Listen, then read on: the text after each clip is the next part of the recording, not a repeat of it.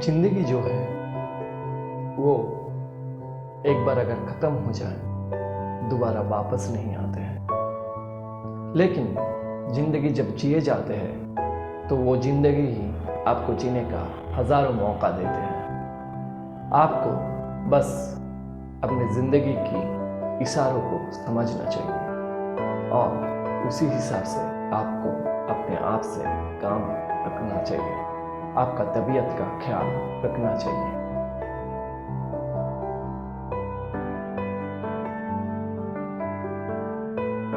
नमस्कार दिव्य सज्जनों and hello दोस्तों, आप सबका दिल से बहुत बहुत स्वागत है आप सबका फेवरेट इस YouTube channel the right way में।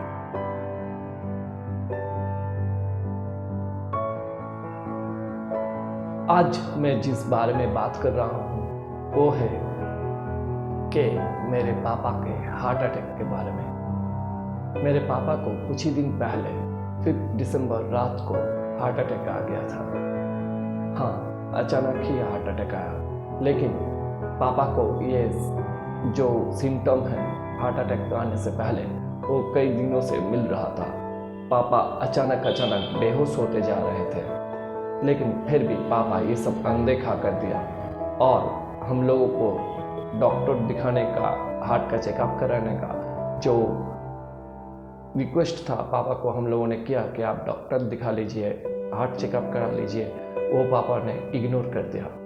लेकिन 6 तारीख शाम को ये बहुत बुरी तरीके से, ये भयानक तरीके से बढ़ गया और पापा पूरे तरह हार्ट अटैक में बेहोश हो गए।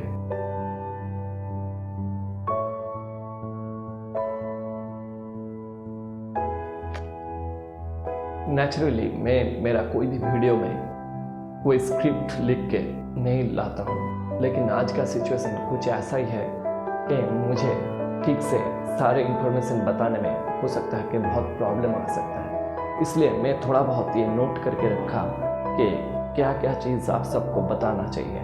मैं ये आज स्क्रिप्ट देख के ही आप सबको बताऊंगा कि कैसे मैंने पापा को उसके हार्ट अटैक से उनको सरवाइव करा के वापस ले आया।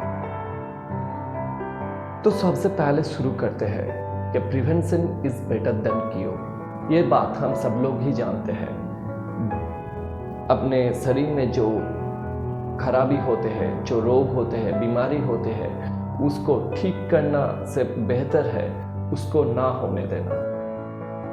ये बात टाइम रहते हुए अगर हम लोग सभी इस्तेमाल करें, सभी एप्लीकेबल करें, तो हम लोग बहुत अच्छा रह सकते हैं और अपने आप के साथ भी आपके परिवार वाले, आपके घर वाले भी बहुत शांति से रह सकते हैं, अच्छे तरीके से रह सकते हैं। क्या है कि जो घर में बुजुर्ग इंसान रहते हैं, जो बूढ़े इंसान रहते हैं, वो कभी कभार क्या होते हैं, बहुत ज़िद्दी होते हैं, आपका बात नहीं सुनते हैं, होते हैं उनके साइकोलॉजी के हिसाब से कि वो उसका मन में ये होता है कि हम इतना दिन से ये दुनिया देख चुके हैं, ये हमसे छोटे हैं, ये हमको क्या ज्ञान देगा, ये हमको क्या बताएगा, हम जो जानते हैं वो सही है।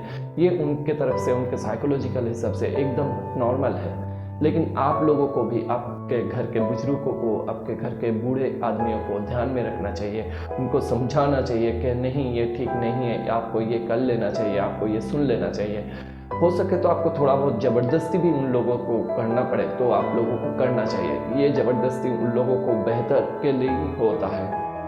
रेगुलर अगर आप अपना हेल्थ का चेकअप रखें, हार्ट का चेकअप कराएं, तो क्या होता है, आपका हार्ट का मॉनिटरिंग रहता है। पापा ने मॉनिटरिंग तो हार्ट का कराया था, लेकिन वो मार्च महीने में जब उनको पेसमेकर बैठाने के लिए कहा गया था, उन्होंने वो बात सुन के भी अनसुना कर दी कि बोले कि नहीं वो मेरा ठीक है। बाद में पापा ने एक बार फिर हार्ट चेक कराया, तब पता नहीं कैसे उनका हार्ट रिपोर्ट जो आया वो एकदम बिल्कुल नॉर्मल आ गया और पापा का वो इनकार ना डॉक्टर दिखाना और पेसमेकर बैठाने का बात और भी ज़बरदस्त हो गया कि उन्होंने कह दिया कि मेरा रिपोर्ट तो एकदम नॉर्मल है, क्यों मैं पेसमेकर बस बैठाऊँ। लेकिन कोई गलती के कारण या कोई और दूसरी वजह से वो हार्ट रिपोर्ट जो दोबारा किया गया था वो शायद ठीक नहीं आया था। हार्ट अटैक आने से पहले आपको कई सारे इंस्टेंट सिम्टम दिखाई देना शुरू हो जाते हैं। अचानक आपका क्या होता है कि मैंने जैसे देखा अपने पापा को, उनका सांस अटक जाता है, बात करते करते उनका सांस अटक गया, उनका मुंह से बातें निकालना बंद हो गया। और क्या हुआ कि उसका आंखें ऐसे नम होते होते बंद होते जा रहे थे, क्योंकि दिमाग में उनका ब्लड नहीं पहुंच पा रहा था और उसको पसीना भी बहुत आ रहा था पापा को। इसी टाइम अगर आपके घर में किसी का भी हार्ट अटैक आता है, कोई प्रॉब्लम आता है, आप लोगों को क्या करना चाहिए? सबसे पहले कि घर में एक ऐसा ही नोटबुक में इमरजेंसी जितना भी कॉन्टैक्ट नंबर है वो नोट करके रखना चाहिए। उसमें हॉस्पिटल का नंबर, कार का नंबर, डॉक्टर का नंबर, ये सब रख देना चाहिए। लेकिन हार्ट अटैक अगर बहुत ज़्यादा आ जाए तो डॉक्टर के इंतज़ार बिना किए आप कोई भी व्हीकल से अपने वो पेशेंट को लेके हॉस्पिटल पहुंचिए जल्दी से जल्दी।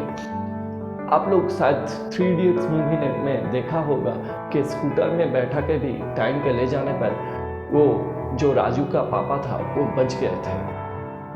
तो कोई भी व्हीकल आप लोगों को मिले वो तुरंत अवेलेबल करें और उससे आपको आपका पेशेंट को जल्दी से जल्दी नज़दीकी हॉस्पिटल में ले।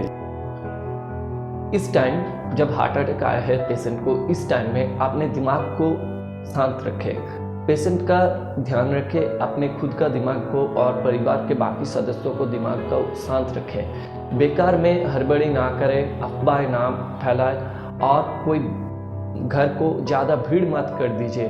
विंडोज़ को खोल दीजिए ताकि पेशेंट को हवा आ पाए, उनके सांस लेने में तकलीफ ना हो। उनके सामने जाके भीड़ ना करें, उसके पीठ में, बैक में रब करते रहें, उसको आराम मिलेगा इससे।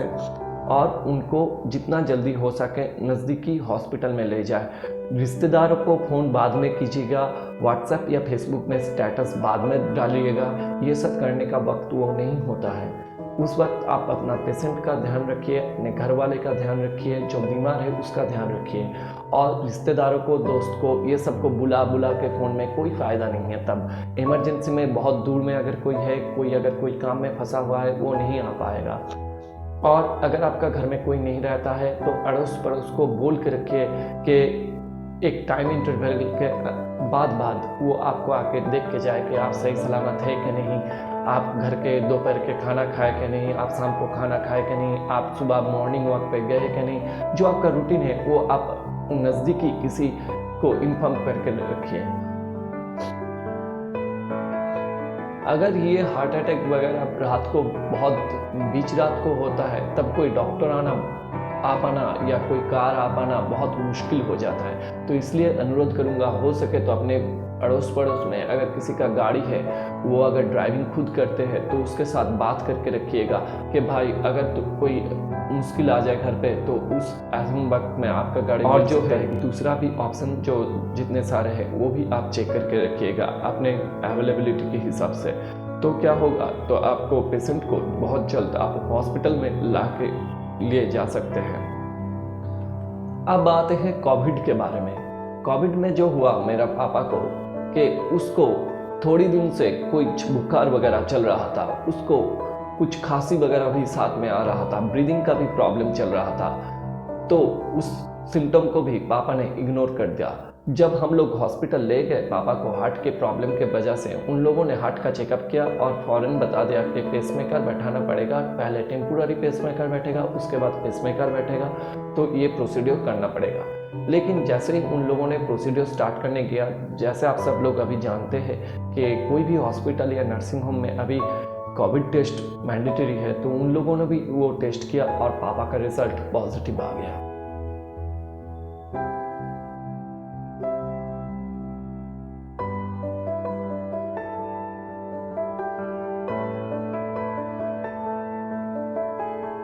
जैसे ही पापा का रिजल्ट पॉजिटिव आया, डॉक्टर लोगों ने बोला कि देखिए आपका पापा का रिजल्ट कोविड जो रैपिड टेस्ट है उसमें पॉजिटिव आया है। ये कोविड के लिए ट्रीटमेंट का फैसिलिटी हम लोगों के हॉस्पिटल में नहीं है। आपके पापा को दूसरे जो हम लोगों को दुर्गापुर में है वहीं पे शिफ्ट करने के लिए यहाँ से बांकुड़ा से रिकमेंड कर दिया। बांकुड़ा से जो लोग ये वीडियो देख रहे हैं उन लोगों को मैं ये कहना चाहता हूँ आप लोगों को जानकारी के लिए कि বাঁকুড়ায় কোনো আপনার কোভিড স্পেশাল হসপিটাল নেই যেখানে আপনি কোভিডের সাথে হার্টের ট্রিটমেন্ট বা অন্য কোনো ট্রিটমেন্ট একসাথে দুটো করতে পারবেন। সুতরাং যদি সেরকম ক্ষেত্রে মনে হয়ে গিয়ে থাকে যে পেশেন্ট কোভিড পজিটিভ হতে পারে, হওয়ার সম্ভাবনা হয়ে গিয়ে থাকতে পারে, বা আপনারা প্রথমেই চান্স নিতে পারেন বাইরে দুর্গাপুর বা অন্য কোথাও আপনার যেখানে কোভিড ট্রিটমেন্টের ফ্যাসিলিটি আছে, যে কোভিডের সাথে হার্টের ট্রিটমেন্টের ফ্যাসিলিটি আছে, সেখানে আপনার एडमिशन জন্য চেষ্টা করতে পারেন, তাতে আপনাদের সময় অনেকটা বেঁচে যাবে। तो जो हुआ कि हम लोगों को तब बताएगा कि आपका पापा को दुर्गापुर ले जाना पड़ेगा, वहाँ पे कोविड के साथ आपका हार्ट का ट्रीटमेंट भी होगा, पहले हार्ट का ट्रीटमेंट होगा फिर कोविड ट्रीटमेंट होगा। हम लोगों का यहाँ उतना इंतज़ाम नहीं है, हम लोग आपके पापा को वो जो टेम्पोररी पेसमेकर है वो बैठा नहीं सकते हैं। तो हम लोग उस रात तब 10:30 बज चुके थे। तब जब 10:30 बज चुका था तो मैंने और मेरे बहन का पति ने वो दोनों मिलके बहुत सारे अपने कांटेक्ट में से कार को फ़ोन किए, एम्बुलेंस को फ़ोन किए, लोकल थाने में इन्फॉर्म किए कि कोई एम्बुलेंस भिजवा दे कि हमको एक पेशेंट ले जाना है, लेकिन रात को कोई एम्बुलेंस आने को तैयार ही नहीं हुए। फिर भी हम लोग कोशिश करते गए, यहाँ तक लोकल एमएलए जो है हम लोगों का उनको भी फ़ोन किए, उनके हस्बैंड को भी इन्फॉर्म किए, सब मेरे दोस्त जो है उनको भी फ़ोन किए कि कोई इंतज़ाम करा दे। तो वो सब ने भी बहुत कोशिश किए, और लेकिन एम्बुलेंस का जो इन्फॉर्मेशन है वो एम्बुलेंस वो कोविड के लिए बोल रहे हैं कि आप लोगों को कोविड के लिए एडमिशन हो जाएगा, तो कोई बोल रहा है हार्ट के लिए एडमिशन हो जाएगा, लेकिन कोविड और हार्ट दोनों एक साथ में कोई मतलब ठीक तरीके से नहीं कर पाए। जितना भी इंफॉर्मेशन मिला दोनों एक तरीके से मतलब एक साथ मैच नहीं कर। फिर जाके दुर्गापुर का एक हॉस्पिटल ने हम लोगों को रिस्पॉन्स किया और उन लोगों ने हम लोगों को जवाब दिया कि हाँ सुबह 8:30 बजे एक पेशेंट खाली होगा, तब जाके हम आप लोग का पापा को एडमिशन करा सकते हैं, आप लोग लेके चले आइए। हम लोग रात को 2:30 बजे 4 बजे ऐसे फ़ोन करते रहे और वो लोग फाइनली 6 बजे कंफर्म किया हाँ आप लोग लाके पापा को एडमिशन करा सकते हैं। फिर हम लोग 7 बजे सुबह में बीच में डॉक्टर ने कई बार आके हम लोग को मतलब हम लोग बाहर वेट कर रहे थे, पापा आईसीयू में था, डॉक्टर ने आके हम लोगों को बुला के लेके गया और दूर से पापा को दिखाया कि देख लीजिए भैया कि हम लोग और कुछ नहीं कर सकते हैं, पेशेंट कभी भी एक्सपायर कर सकते हैं, इनका हालत बहुत ही बुरा है, आप लोग अभी तक कार का इंतज़ाम नहीं किया, इसको शिफ्ट नहीं किया। हम लोग कई देर से 10:30 बजे ही आपको कह चुके थे और तब रात को 1:30 बज रहा था, पापा का हालत बहुत ही ख़राब हो चुका था। तो सुबह जैसे ही 6 बजा तो तब जाके वो जितना हम लोग रात में फ़ोन किए थे एम्बुलेंस के लिए सारे एम्बुलेंस भी आ गए, और ये हॉस्पिटल का जो खुद का एम्बुलेंस था बांकुड़ा का वो एम्बुलेंस भी तैयार हो गए। तो बाकी जो सारे हॉस्पिटल का दूसरे जहाँ से फ़ोन करके एम्बुलेंस मंगाए थे वो उन सबको थोड़े बहुत पैसे देके वापस भेजना पड़ा। वो लोग कहने लगे कि हम लोग पीपी किट लेके आपको लेने आ गए, सुबह हुआ तो आ गए, तो आप लोग तो हमको पीपीटी का पैसा देना ही पड़ेगा, ये सब मांग रहे थे। तो थोड़ा बहुत पैसे के लिए उस टाइम हम लोगों का कोई झगड़ा करने का या उनसे बहस करने का मूड भी नहीं था, तो हम लोग उनको पैसा दे के छोड़ दिए। और फाइनली वो हॉस्पिटल का जो मतलब हार्ट का सपोर्टेड जो एम्बुलेंस था वो लेके हम लोग पापा को लेके दुर्गापुर।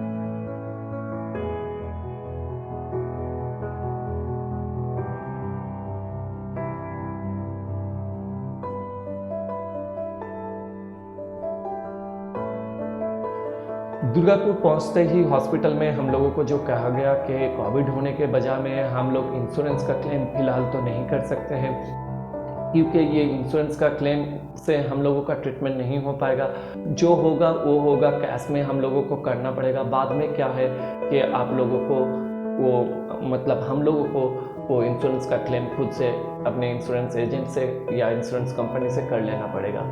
तो हम लोग कैश का अपने रिश्तेदारों को तब फ़ोन किए और फ़ोन करके बोले कि हाँ पापा को एडमिट कर रहा है तो कुछ अगर पैसे भेज सकते हैं। मेरे भाई ने, जो मौसी का बेटा है, उन्होंने, और मेरे जो अंकल, बड़े अंकल का बेटा है जो हम लोग बंगाली में जेठू कहते हैं, उनके बेटे ने, ये सब कई रिश्तेदारों ने हम लोगों को पैसे भेजे और पैसे भेजने के बाद वो पापा को हम लोगों ने एडमिशन कराए वहाँ पे।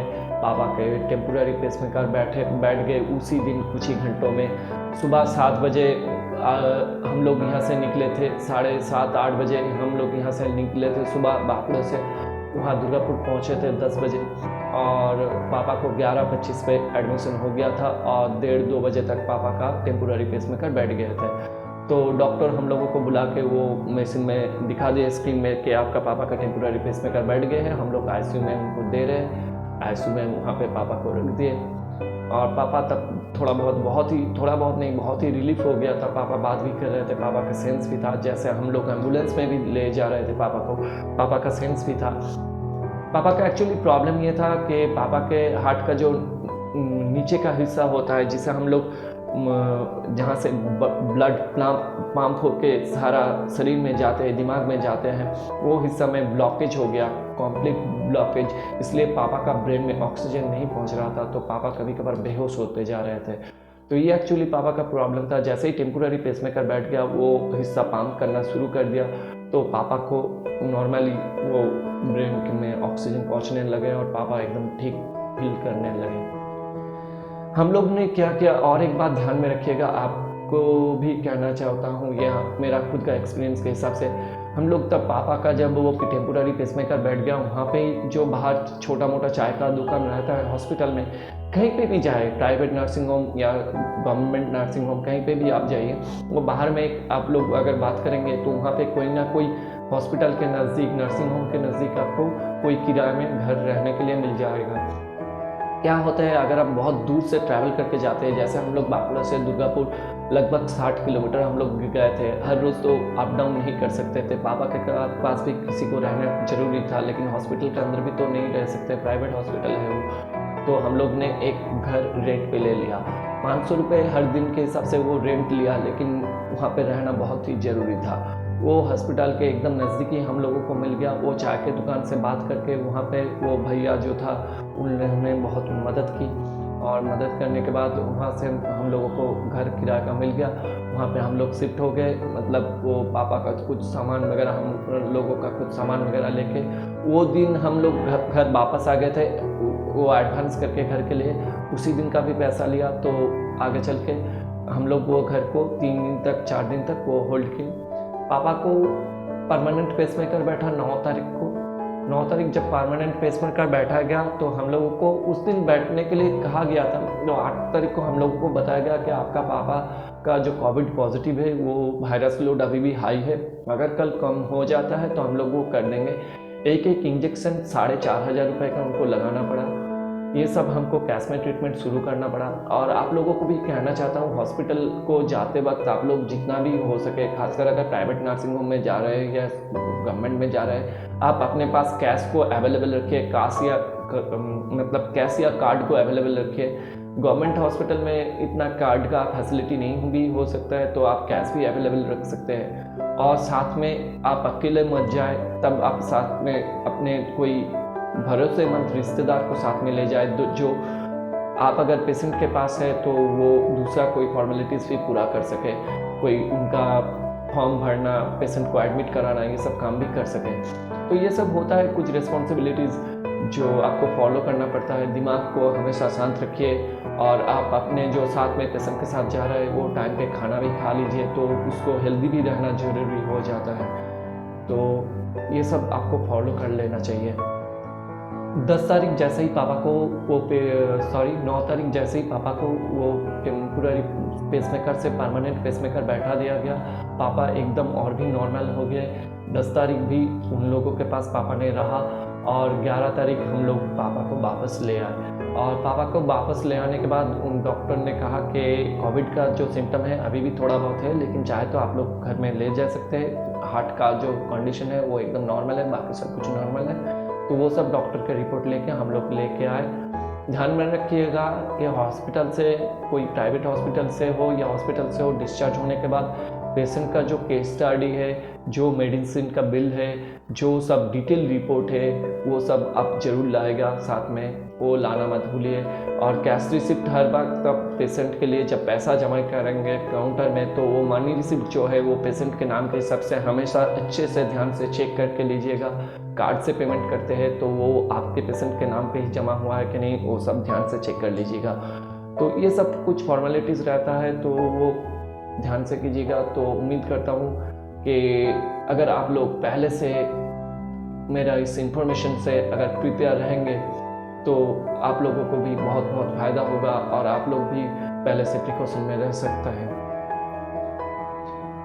और एक जानकारी मैं आप सब लोगों को देना चाहता हूँ कि पेसमेकर को जो खर्चा हुआ, टेम्पोररी पेसमेकर और पेसमेकर को लेके हम लोगों को लगभग 3,75,000 के आसपास खर्चा हो गया टोटल। और यहाँ पे जो बांकुड़ा में खर्चा हुआ वो 20,000 अलग से। टोटल हम लोगों का जो खर्चा हुआ लगभग 4 लाख रुपए खर्चा हो गए। और कहना चाहूँगा कि टेम्पोररी पेसमेकर का खर्चा हुआ 10,000 रुपये, उसका मेडिसिन वगैरह अलग से खर्चा हुआ। और पेसमेकर जो है वो 1,75,000 का रुपए का होता है। पेसमेकर 2 तरीका का होता है, ये डॉक्टर आप जब पेसमेकर बैठाएंगे तब बता देगा। सिंगल वायर का होता है सिंगल चैम्बर का, डुअल वायर का होता है डुअल चैम्बर का, और ये सब डॉक्टर आप लोगों को जानकारी भी दे देगा। लेकिन फिर भी मेरा जो जितना मुझे याद है उसी हिसाब से मैं आप लोगों को कह देता हूँ, तो तब बात करते वक्त आप लोगों को थोड़ा बहुत समझ में आ जाए कि डॉक्टर क्या कहना चाह रहा है।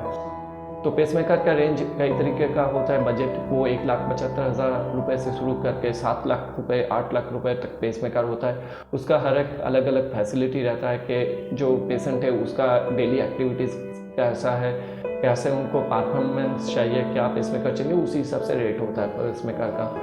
तो पेसमेकर नॉर्मली हम लोग 1,75,000 रुपये का लिया, और साथ में जो हॉस्पिटल पैकेज है वो पैकेज में ये पेसमेकर बैठा के 50,000 रुपये का अलग से पैकेज।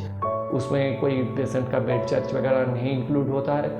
ये चाहे तो पेशेंट कोविड पॉजिटिव भी हो तो भी वो इंक्लूड रहता है, बेड चार्ज अलग से नहीं लिया जाता है। तो ये ध्यान में रखिएगा, क्योंकि ये क्या हुआ, हम लोग जो हॉस्पिटल से डिस्चार्ज कर रहे थे वो पैकेज में रहने के दौरान भी हम लोगों को एक एक्स्ट्रा बेड चार्ज कर दिया गया था। तो बिल को हर रोज़ डिटेल बिल को ध्यान से देखिएगा कि कोई एक्स्ट्रा चार्ज वगैरह हुआ है कि नहीं। मेडिसिन जो वहाँ से रिटर्न कर देते हैं वो मेडिसिन भी आप लोग वो हिसाब समझा देते हैं प्राइवेट हॉस्पिटल में से और दूसरे हॉस्पिटल में से भी। तो ये सब आप लोग चेक कर लीजिएगा। उम्मीद करता हूँ कि आप लोगों को मेरा इस वीडियो से बहुत महत्वपूर्ण इन्फॉर्मेशन मिला है और आप लोगों को ये वीडियो बहुत पसंद भी आया है। तो आप सब लोग के दुआ के वजह से और ऊपर वाले की दुआ के वजह से मेरे पापा तो इस बार बच गए और हम लोग अपने पापा को बचा पाए। और आप लोगों को भी आशीर्वाद और मतलब दुआ के सिवा ये मुमकिन नहीं हो पाते हैं। इस वीडियो को लाइक देके एक मेरा उत्साह बढ़ाइएगा और कमेंट सेक्शन में बताइएगा कि कभी अगर आपके घर वाले के साथ कोई ऐसा हादसा हुआ है कि नहीं, जब आप बहुत अकेले महसूस किया है, क्या उस टाइम आप क्या स्टेप ले गए हैं और कैसा क्या करना चाहिए, वो भी आप कमेंट सेक्शन में बता सकते हैं। और ये वीडियो को अपने दोस्त और रिश्तेदारों के साथ और भी बहुत तेज़ी से शेयर कर दीजिए, ताकि ये कोविड के टाइम में और कोई प्रॉब्लम किसी को हार्ट अटैक आए तो उनको भी ये जानकारी अगर मिले तो उनको भी बहुत बहुत फ़ायदा हो पाए। मेरा इस चैनल को सब्सक्राइब कर लेने के लिए, इस वीडियो को लाइक करने के लिए, ये वीडियो अपने दोस्त और रिश्तेदारों के साथ शेयर करने के लिए आप सब लोगों को फिर एक बार दिल से बहुत बहुत धन्यवाद।